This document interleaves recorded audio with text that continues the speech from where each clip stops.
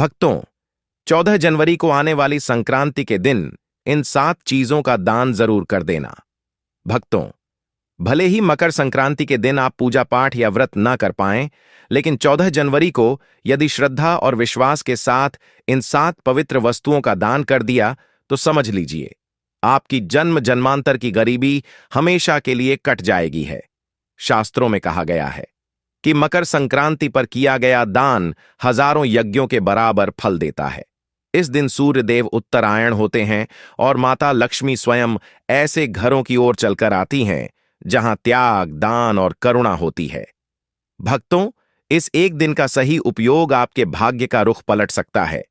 दरिद्रता पीछे छूट जाती है और घर में धन, सुख, समृद्धि और ऐश्वर्य का ऐसा प्रवाह शुरू होता है कि जिसकी आपने कभी कल्पना भी नहीं की होगी। इसलिए इस वीडियो को अंत तक जरूर देखिए, क्योंकि आगे बताई जाने वाली यह 7 चीजें आपके जीवन में चमत्कारी परिवर्तन ला सकती हैं। तौबा के बारे में आज की इस वीडियो में हम बात करेंगे। 14 जनवरी मकर संक्रांति के दिन कौन सी भी पवित्र वस्तुएं हैं, कौन सी चीज ऐसी है जिनका दान करने से माता लक्ष्मी दौड़ी चली जाती है। तो आज हम इसी विषय पर बात करेंगे कि कितनी चीजों का दान करना चाहिए, कैसे दान करने चाहिए, किसको दान करने चाहिए और किस समय दान करने चाहिए, उनके संकल्प की विधि क्या है, कैसे उनको हाथ फेरना है और किस प्रकार से उनको दान देना है। यह संपूर्ण जानकारी हम इस वीडियो के माध्यम से आपके सामने प्रदान करेंगे। आपसे निवेदन है कि जानकारी यदि थोड़ी भी अच्छी लगे तो कृपया एक बार लाइक अवश्य कीजिएगा और जितना हो सके शेयर कीजिएगा, क्योंकि जब आप इस जानकारी को लोगों तक पहुंचाएंगे तो लोग सही विधि जान पाएंगे। अनेकों लोग हैं जो जानना चाहते हैं कि मकर संक्रांति पर दान करने के लिए कौन सी 7 वस्तुएं महत्वपूर्ण हैं, जिनका दान प्रत्येक हिंदू भाइयों को करना चाहिए। प्रत्येक हिंदू भाई बहन का कर्तव्य है कि 14 जनवरी मकर संक्रांति, जो कि साल में एक ही बार आती है, ना कि बार बार, अगर आप भी चाहते हैं कि 14 जनवरी 2026 आपके लिए वरदान बन जाए, धन प्राप्ति के योग बन जाए, धन के आने के सारे रास्ते खुल जाएं, माता लक्ष्मी घर में आए, तो यह हमारा अनुरोध है, इस पर्व का संपूर्ण फल प्राप्त हो, भगवान सूर्य देव की कृपा आपको प्राप्त हो तथा जीवन में सूर्य का कोई दोष आपके जीवन में ना रहे। इसके लिए कमेंट बॉक्स में अवश्य लिखिएगा जय सूर्यदेव, क्योंकि मकर संक्रांति सूर्यदेव का बड़ा पर्व है और सूर्यदेव के निमित्त किया जाने वाला पाठ पूजन इस दिन बहुत अधिक फलदायी होता है। भक्तों, पूज्य गुरु जी ने कहा है कि हमारी 7 पीढ़ियां इसी पांडित्य कर्म में बीती हैं। इसीलिए हमारे पास हमारे पूर्वजों की देन वह सभी ग्रंथ और पुस्तकें हैं जो आज विलुप्ति के कगार पर हैं, और वहां से यह सभी संपूर्ण शास्त्रीय जानकारियां हम अब इस चैनल पर आपके लिए ले आते हैं। यदि आप चाहते हैं कि सभी व्रत त्योहारों की सही शास्त्रीय जानकारी जो पुराणों में लिखी है वह आपको मिलती रहे, तो कृपया चैनल के साथ जुड़ जाइए। अभी सब्सक्राइब कीजिए और बेल आइकन को प्रेस कीजिए। जब सब्सक्राइब का बटन दबाएंगे, वहां एक घंटी का निशान बना हुआ आएगा, उसको अवश्य दबाइएगा, तभी आपको हमारे सारे वीडियो प्राप्त होंगे, अन्यथा जानकारी छूट जाएगी। भक्तों, जानकारी आरंभ करते हैं और बात करते हैं 14 महत्वपूर्ण दान जो मकर संक्रांति पर करने से अनंत फल की प्राप्ति होती है। प्रिय दर्शकों, इस वर्ष मकर संक्रांति का जो पर्व है वह 14 जनवरी को मनाया जा रहा है। 14 जनवरी को ही सूर्यदेव धनु राशि से निकलकर मकर राशि में प्रवेश करेंगे, क्योंकि मकर संक्रांति का जो निर्धारण है ना, वह इसी से होता है कि किस दिन सूर्यदेव अपना राशि परिवर्तन करते हैं। संक्रांति वह दिन होता है जिस दिन सूर्यदेव अपना राशि परिवर्तन करते हैं, और क्योंकि मकर राशि में प्रवेश कर रहे हैं, इसीलिए इसको मकर संक्रांति कहते हैं। इस दिन को उत्तरायण के नाम से भी जाना जाता है और खिचड़ी के नाम से भी जाना जाता है। यह दिन बड़ा महत्वपूर्ण है। दक्षिण भारत से लेकर उत्तर भारत तक, पूर्व से लेकर पश्चिम तक पूरे भारत में यह भिन्न भिन्न नामों से मनाया जाता है। पूज्य गुरु जी ने बताया है कि शास्त्रों में कहा गया है, यह दिन दान, पुण्य और शुभ फल प्राप्त करने के लिए सर्वोत्तम कल्याणकारी है। हमारे पूज्य गुरु जी कहते हैं कि इस दिन पर किया गया दान पुण्य अक्षय फल देता है। इस दिन पर किया गया धर्म पुण्य आपको अनंत फल प्रदान करता है और आपके जीवन में दुखों के अंत का कारण बनता है, अर्थात आपके जीवन में सुखों का कारण बनता है, आपके जीवन की परेशानियों का नाश करता है और अंतकाल आने पर मनुष्य के परलोक को सुधारता है। परलोक को सुधारता है। यहाँ जो आप दान करते हैं संक्रांति पर, उससे आपको अनंत पुण्य मिलता है, जिस पुण्य के फल से आप इस जीवन में सुख और समृद्धि प्राप्त करते हैं। सूर्य के आशीर्वाद से आपको उचित सम्मान प्राप्त होता है, तेज प्राप्त होता है, और जब अंत समय आने पर आप इस लोक से जाते हैं, तो जो आपका अंतिम यात्रा होती है पृथ्वी से और भगवान के धाम जाने की उस लंबी यात्रा में, यह सभी आपके द्वारा किए जाने वाले जो दान पुण्य है काम आते हैं। यही दान पुण्य के प्रभाव से आपकी वह यात्रा सुगम होती है, और जो इन दिनों में दान पुण्य नहीं करते हैं वह उस यात्रा में भयानक कष्ट भोगते हैं। इसीलिए शास्त्र कहते हैं कि इस दिन आपको दान करना चाहिए। भक्तों, पूज्य गुरुजी कहते हैं कि हमारा काम आपको एक उचित और सही सलाह देने का है। अब आप हमारी सलाह माननीय न मानिए, आपकी मर्जी। लेकिन भक्तों, पूज्य गुरुजी ने कहा, जो कोई भक्त सच मान से बताए हुए नियम द्वारा उपाय को करता है, उसका बेड़ा पार हो जाता है। घर में सुख समृद्धि धन दौलत की कभी कमी नहीं होती। लेकिन भक्तों, अब प्रश्न यह भी आता है कि गुरुजी ऐसा क्यों कह रहे हैं? इसी दिन क्यों करना चाहिए? ऐसा क्या है? देखिए, कुछ घड़ी, कुछ नक्षत्र, कुछ योग महत्वपूर्ण होते हैं, जिनमें दान करने से अधिक पुण्य की प्राप्ति होती है। इसीलिए यह जो दिन है, यह अधिक पुण्य देने वाला और अक्षय पुण्य देने वाला है। इसलिए आपको इस दिन विशेष रूप से दान करना चाहिए। अब बात करते हैं कौन सी वह 14 वस्तुएं हैं जिनका दान आपको करना चाहिए जो कल्याणकारी है, किस मात्रा में करना चाहिए, और कौन सी वह वस्तु है जिससे आपको इस दान को शुरू करना चाहिए। पहली बार दान कर रहे हैं तो कहां से शुरू करें? क्योंकि यूं तो यह जो दान है प्रतिवर्ष किया जाता है, लेकिन बहुत लोग ऐसे हैं जिनको अभी तक पता नहीं था। वह शुरू करना चाहते हैं, तो पहली वस्तु क्या है जिससे आपको शुरू करना चाहिए? तो सबसे पहले अगर आप शुरू कर रहे हैं ना, तो आपको उसे गोले से शुरुआत करनी चाहिए। 14 गोले आपको दान करना चाहिए। 14 गोले, जो गोला गिरी होती है जिसका आप पूजा में प्रयोग करते हैं ना, जैसे आप हवन करते हैं तो हवन करते हैं तो उसमें पूर्ण आहुति में गोला प्रयोग होता है, वही गोला 14 गोले आपको लेने हैं। वो उन 14 गोले का विधि विधान से आपको दान करना है। दान इन सब का कैसे करना है, हाथ कैसे फेरना है, संकल्प कैसे करना है ना, इसकी जानकारी मैं आपको आगे दूंगा। पहले बता देता हूं कि आपको कौन कौन सी वस्तुएं हैं, वह जो उन 14 वस्तुओं में गिनी जा सकती हैं जो आपको दान देनी चाहिए। तो आप शुरुआत कर सकते हैं गोले से। इसे शास्त्रों में बड़ा ही पवित्र और बड़ा ही पुण्यदायी के साथ बड़ा ही उत्तम कहा गया है। शुरुआत करने के लिए श्रीफल से आप शुरुआत करें। यह देवताओं को अधिक प्रिय है और इससे अनंत पुण्य की प्राप्ति होती है। दूसरी वस्तु की बात करें तो दूसरी वस्तु आपको शुरू करनी चाहिए सुहाग की वस्तु से। दूसरी वस्तु जो महत्वपूर्ण वस्तु है, जिसका दान मकर संक्रांति पर विशेष रूप से किया जाना चाहिए, वह सुहाग की वस्तुएं हैं। तो इसके लिए आप एक सुहाग पिटारी बनवा सकते हैं। 14 सुहाग पिटारी बनवा लीजिए। 14 सुहाग पिटारी कैसे? कि एक एक पिटारी में 14 सुहाग की जो वस्तुएं हैं ना, जो सुहागन महिलाएं प्रयोग करती हैं श्रृंगार में, उनको आप एक एक पिटारी में रखवाइए। इस प्रकार से 14 बॉक्स बनवा लीजिए, 14 पैकेट बनवा लीजिए, और वह आप 14 सुहागन महिलाओं को देंगे। 14 श्रृंगार की सुहाग की वस्तुएं 14 जगह इकट्ठी करके 14 सुहागनों को दी जाती। ऐसा कहा जाता है कि जितना आप यह सुहाग बांटते हैं, यह कहें कि सुहाग की यह वस्तुएं बांटते हैं, उतना ही आपका सुहाग जो है दिनों दिन बढ़ता है, उसका जीवन उत्तम होता है, आपका दाम्पत्य जीवन उत्तम होता है, आपके बीच में जो दाम्पत्य जीवन में प्रेम है वह बढ़ता है और आप सुखपूर्वक आनंद प्राप्त करते हुए जीवन जीते हैं। आपके जीवन के कष्टों का नाश होता है, परमात्मा प्रसन्न होते हैं। इसीलिए जो सुहाग की वस्तुएं हैं, यह आपको बांटनी संगीत चाहिए। अब बात आती है कि क्या इसमें 14 वस्तुएं ही बांटी जा सकती हैं क्या? प्रिय दर्शकों, यह सामर्थ्य के अनुसार है। जिसकी इतनी सामर्थ्य है तो वह 14 से 14 सुहाग की वस्तुएं ले 14 पैकेट बनाएं।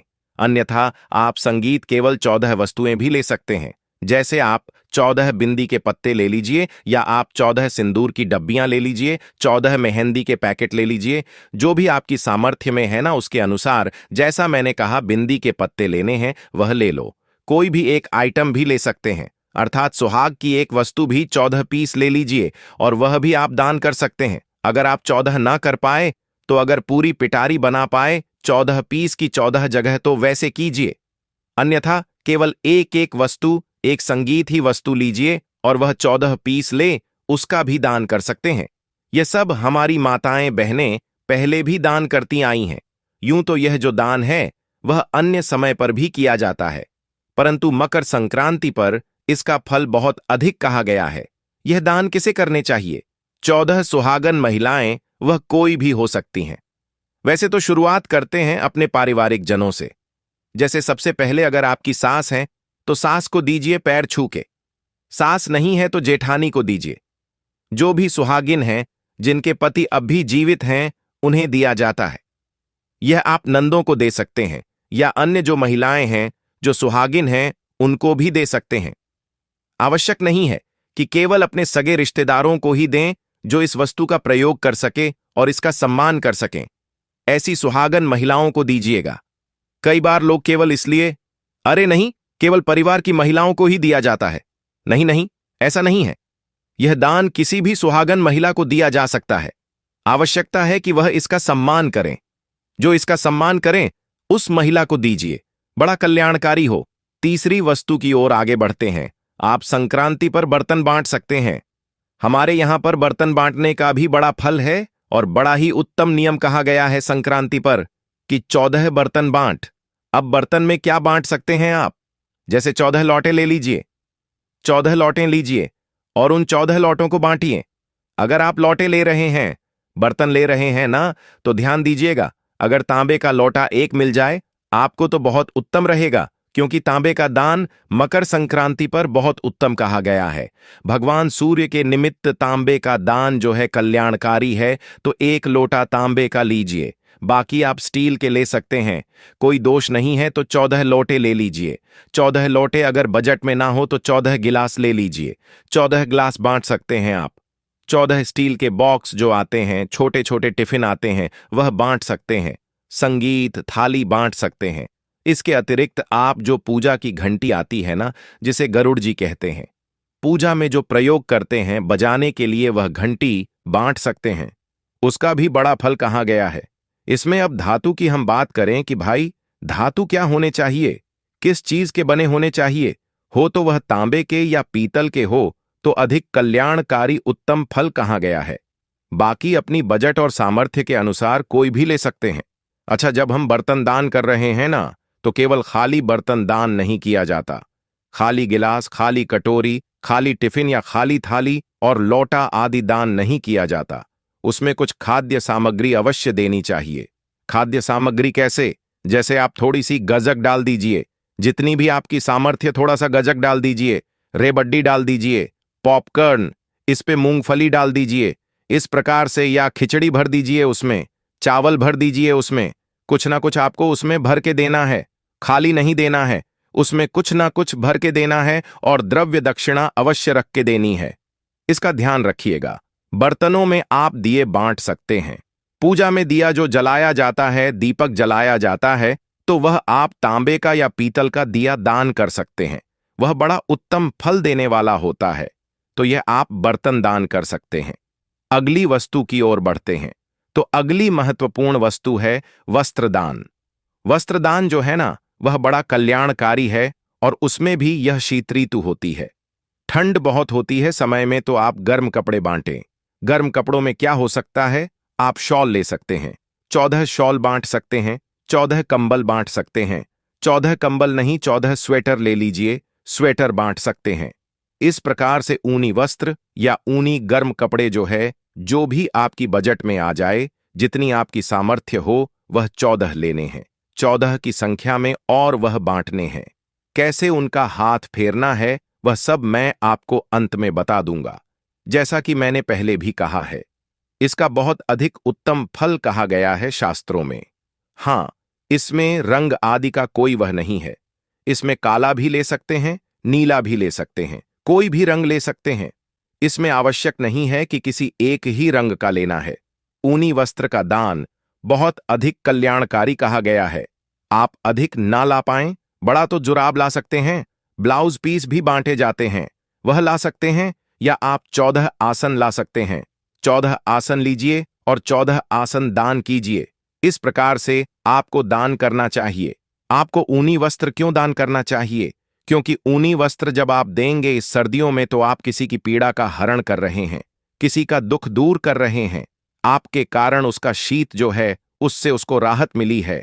इससे आपको पुण्य की प्राप्ति होती है, जिसके फल स्वरूप आपके जीवन के संकट दूर होते हैं, आर्थिक परेशानियां हैं वह दूर होती हैं और भगवान का आशीर्वाद प्राप्त होता है।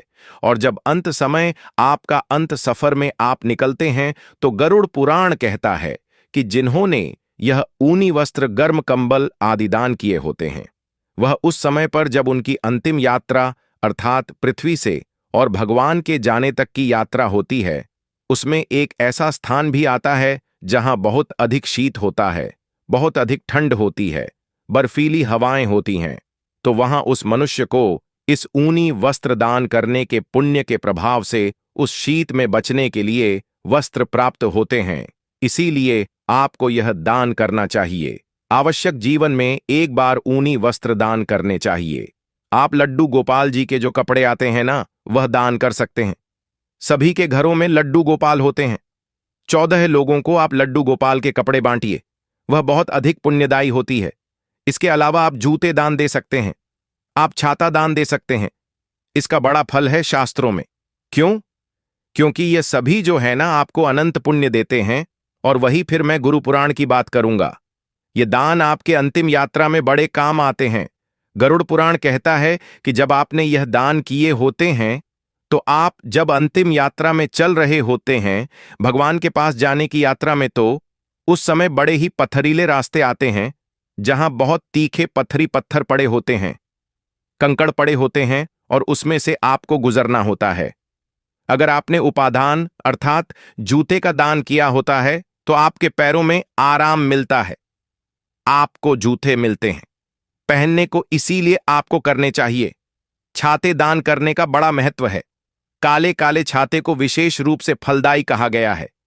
काले छाते का दान कीजिए इस समय पर, बड़ा कल्याणकारी है साहब। जब जीवात्मा अपने अंतिम सफर में होती है तो यह आपको अत्यंत लाभ देती है। ये जो दान आप कर रहे हैं केवल इसी जीवन में लाभ नहीं देंगे, इस जीवन के पर्यंत जब आपको अंतिम सफर पर जाना होगा तब यह बड़े काम आएंगी। आपको टॉर्च दान करने का बड़ा महत्व है। टॉर्च देना बड़ा कल्याणकारी होता है।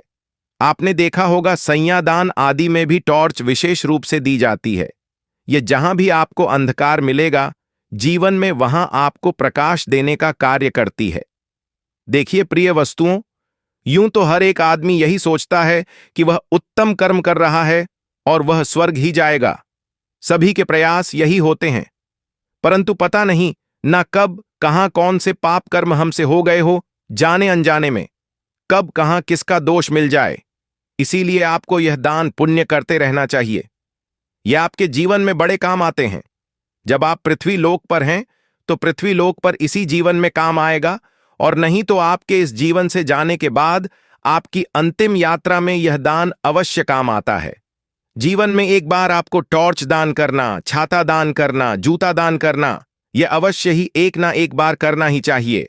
तो वीडियो अच्छा लगा हो तो वीडियो को लाइक और चैनल को सब्सक्राइब जरूर करें।